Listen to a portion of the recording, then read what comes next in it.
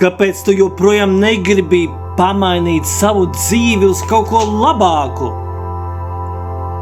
Ja tev pat ir viena kāja, viena roka, kaut viena acs, tas ir ļoti daudz.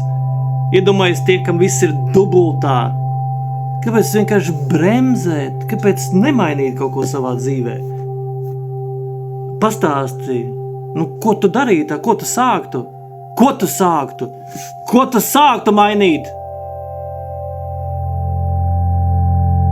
Ko tu gribētu izmainīt? Kas ir tas, kas jāpamaina? Lai labāk dzīvotu. Vai tad negribās labāk dzīvot?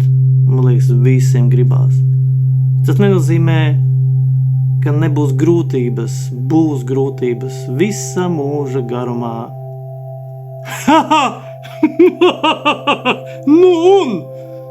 Lai viņas ir, bet es tāpat varu dzīvot labāk ar visām grūtībām. Labi?